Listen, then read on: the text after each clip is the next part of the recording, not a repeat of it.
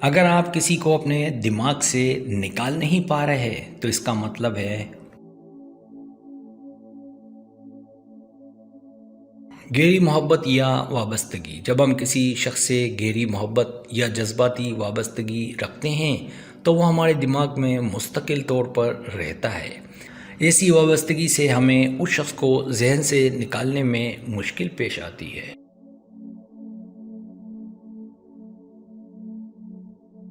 یادیں اور تجربات۔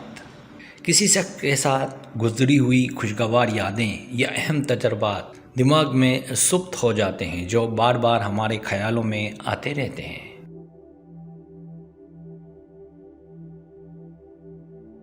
غصہ یا تکلیف۔ اگر کسی شخص نے ہمیں تکلیف پہنچائی ہو یا ہم اس سے ناراض ہوں تو وہ شخص ہمارے دماغ میں اس لیے رہتا ہے کہ ہم اس بات پر بار بار غور کرتے ہیں اور اس پر رد عمل ظاہر کرنے کی کوشش کرتے رہیں۔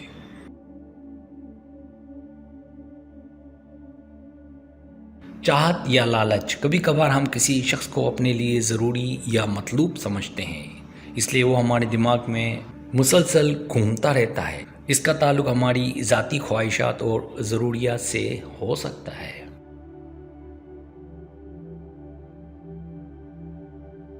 احساس کمی یا عدم اطمینان۔ اگر ہمیں اپنے آپ میں کمی یا کوئی خلا محسوس ہوتا ہے تو ہم کسی خاص شخص کے بارے میں سوچ کر اس خلا کو بھرنے کی کوشش کرتے ہیں۔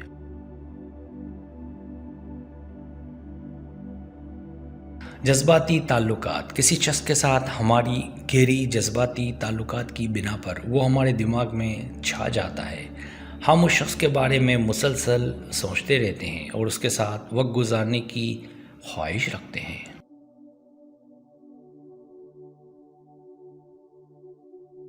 نفسیاتی اثرات۔ بعض اوقات ذہنی طور پر کسی شخص کی موجودگی ہمارے دماغ پر اتنا اثر انداز ہو جاتی ہے کہ ہم اس سے باہر نہیں نکل پاتے۔ یہ اثرات ہمارے ذہنی دباؤ یا پریشانیوں کی وجہ سے بڑھ سکتے ہیں۔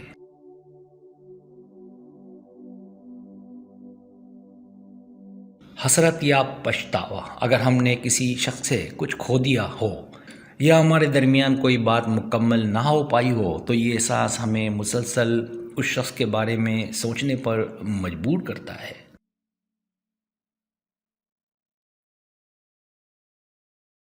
نقصان یا عدم تکمیل۔ جب ہم کسی شخص سے کچھ اہم بات یا توقع رکھتے ہیں اور وہ پوری نہیں ہو پاتی تو ہم اس کا اثر اپنی سوچوں میں محسوس کرتے ہیں اور اسے ذہن سے نکالنا مشکل ہوتا ہے۔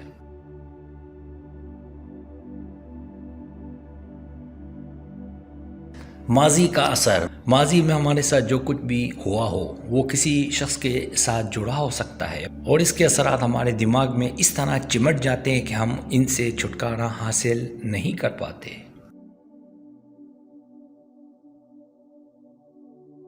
سبسکرائب۔ اگر آپ کو میری ویڈیو پسند ہے تو برائے مہربانی سبسکرائب کریں، لائک کریں، شیئر کریں، اپنے دوستوں سے کہیں۔ سبسکرائب کرنے سے ہوتا ہے ہمارا جو چینل ہے وہ گرو کرتا ہے، آگے بڑھتا ہے۔ ویڈیو دیکھنے کا بہت شکریہ۔ اللہ حافظ۔